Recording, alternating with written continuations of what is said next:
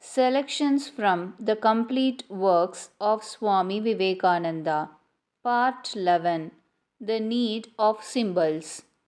Bhakti is divided into two portions. One is called Vaidi, formal or ceremonial. The other portion is called Mukhya, supreme. The word Bhakti covers all the ground between the lowest form of worship and the highest form of life. All the worship that you have seen in any country in the world or in any religion is regulated by love. There is a good deal that is simple ceremony. There is also a good deal which, though not ceremony, is still not love but a lower state. Yet these ceremonies are necessary. The external part of bhakti is absolutely necessary to help the soul onward. Man makes a great mistake when he thinks that he can at once jump into the highest state. If a baby thinks he is going to be an old man in a day, he is mistaken. And I hope you will always bear in mind this one idea that religion is neither in books nor in intellectual consent nor in reasoning. Reason, theories, documents, doctrines, books, religious ceremonies are all helps to religion. Religion itself consists of realization. We all say there is a God. Have you seen God? That is the question. You hear a man say there is God in heaven. You ask him if he has seen him, and if he says he was, you would laugh at him and say he is a maniac.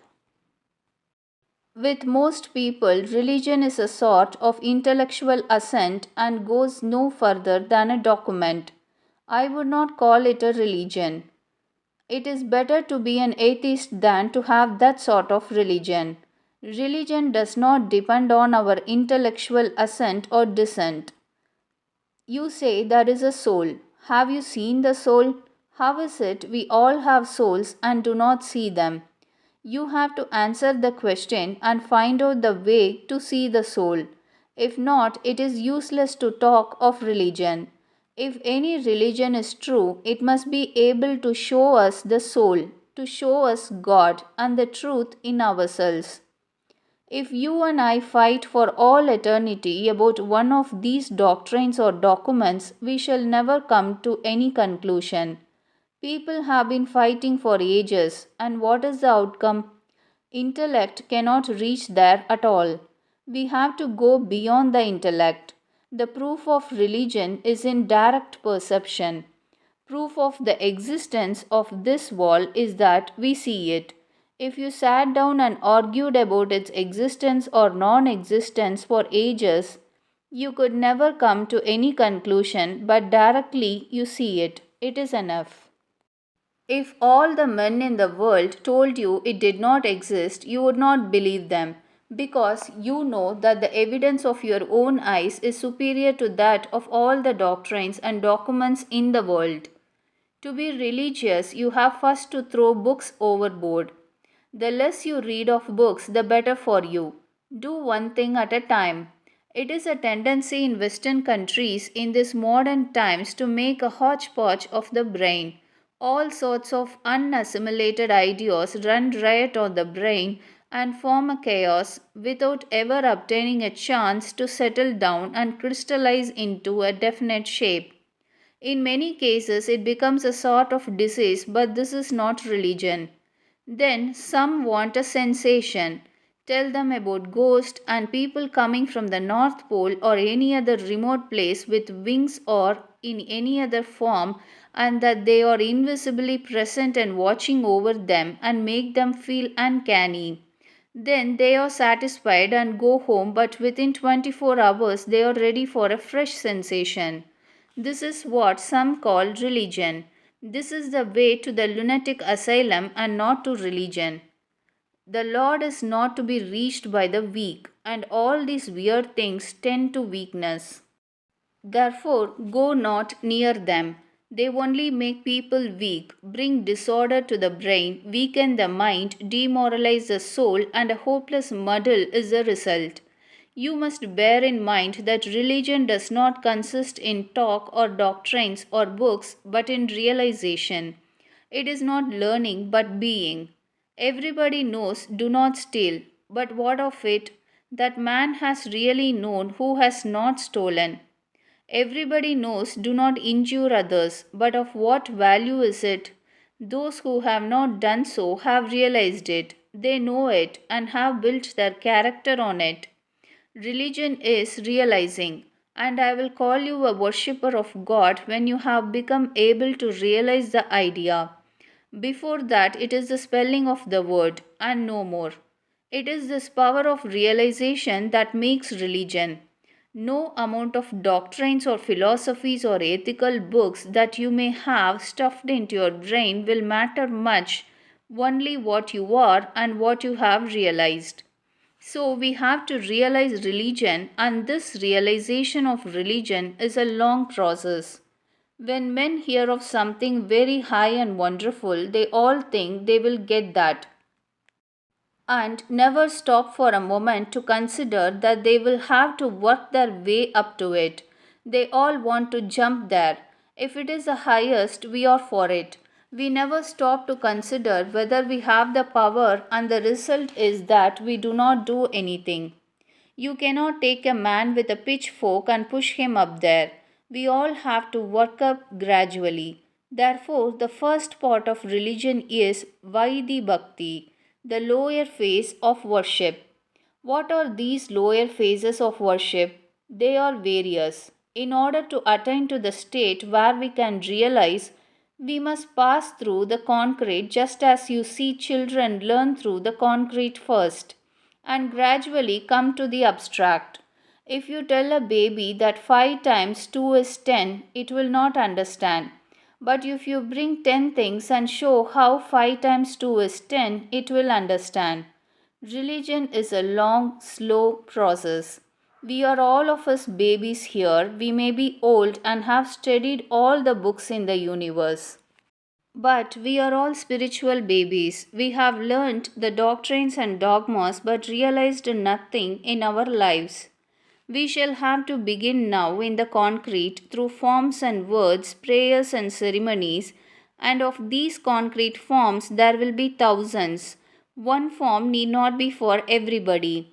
Some may be helped by images, some may not.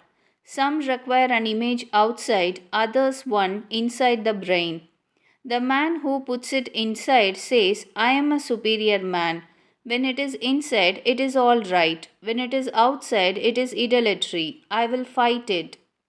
When a man puts an image in the form of a church or temple, he thinks it is holy. But when it is in human form, he objects to it. So, there are various forms through which the mind will take this concrete exercise, and then step by step we shall come to the abstract understanding, abstract realization.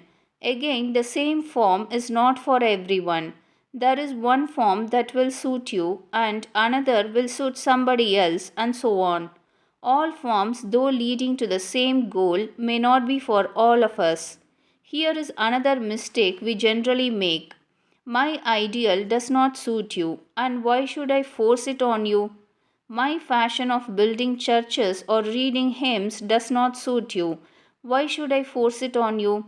Go into the world, and every fool will tell you that his form is the only right one, that every other form is diabolical, and he is only chosen man ever born in the universe. But in fact, all these forms are good and helpful. Just that there are certain varieties in human nature, so it is necessary that there should be an equal number of forms in religion, and the more there are, the better for the world. If there are 20 forms of religion in the world, it is very good. If there are 400, so much the better. There will be the more to choose from. So we should rather be glad when the number of religions and religious ideas increase and multiply, because they will then include every man and help mankind more. Would to God that religions multiplied until every man had his own religion quite separate from that of any other. This is the idea of the Bhakti Yogi. The final idea is that my religion cannot be yours or yours mine. Although the goal and the aim are the same, yet each one has to take a different road according to the tendencies of his mind, and although these roads are various, they must all be true because they lead to the same goal. It cannot be that one is true and the rest not. The choosing of one's own road is called, in the language of Bhakti, Ishta, the chosen way. Then there are words. All of you have heard of the power of words, how wonderful they are. Every book, the Bible, the Quran, and the Vedas, is full of the power of words. Certain words have wonderful power over mankind. Again, there are other forms known as symbols. Symbols have great influence on the human mind. But great symbols in religion were not created indefinitely. We find that they are the natural expressions of thought. We think symbolically. All our words are but symbols of the thought behind, and different people have come to use different symbols without knowing the reason why. It was all behind, and these symbols are associated with the thoughts, and as the thought brings the symbol outside, so the symbol, on the contrary, can bring the thought inside. So, one portion of Bhakti tells about these various subjects of symbols and words and prayers. Every religion has prayers, but one thing you must bear in mind: praying for health or wealth is not Bhakti. It is all karma or meritorious action. Praying for any physical gain is simply karma, such as a prayer for going to heaven and so forth. One that wants to love God, to be a bhakta, must discard all such prayers. He who wants to enter the realms of light must first give up this buying and selling, this shopkeeping religion, and then enter the gates. It is not that you do not get what you pray for, you get everything. But such praying is a beggar's religion. Foolish indeed is he who, living on the banks of the Ganga, digs a little well for water. A fool indeed is the man who, coming to a mine of diamonds, seeks for glass beads. This body will die sometime, so what is the use of praying for its health again and again? What is there in health and wealth? The wealthiest man can use and enjoy only a little portion of his wealth. We can never get all the things of this world, and if not, who cares? This body will go. Who cares for these things? If good things come, welcome. If they go away, welcome. Let them go. Blessed are they when they come, and blessed are they when they go. We are striving to come into the presence of the King of Kings. We cannot get there in a beggar's dress. Even if we wanted to enter the presence of an emperor, should we be admitted? Certainly not. We should be driven out. This is the emperor of emperors, and in these beggars' rags we cannot enter. Shopkeepers never have admission there. Buying and selling have no place there. As you read in the Bible, Jesus drove the buyers and sellers out of the temple. Do not pray for little things. If you seek only bodily comforts, where is the difference between men and animals? Think yourselves a little higher than that. So it goes without saying that the first task in becoming a bhakta is to give up all desires of heaven and other things. The question is how to get rid of these desires. What makes men miserable? Because they are slaves, bound by laws, puppets in the hand of nature, tumbled about like playthings. We are continually taking care of this body that anything can knock down, and so we are living in a constant state of fear. I have read that a deer has to run on the average 60 or 70 miles every day because it is frightened. We ought to know that we are in a worse plight than the deer. The deer for some rest, but we have none. If the deer gets grass enough, it is satisfied, but we are always multiplying our wants. It is a morbid desire with us to multiply our wants. We have become so unhinged and unnatural that nothing natural will satisfy us. We are always grasping after morbid things, must have unnatural excitement, unnatural food, drink, surroundings, and life. As to fear, what are our lives but bundles of fears? The deer has only one class of fear, such as that from tigers, wolves, etc. Man has a whole universe to fear. How are we to free ourselves from this is the question. Utilitarians say, don't talk of God and hereafter.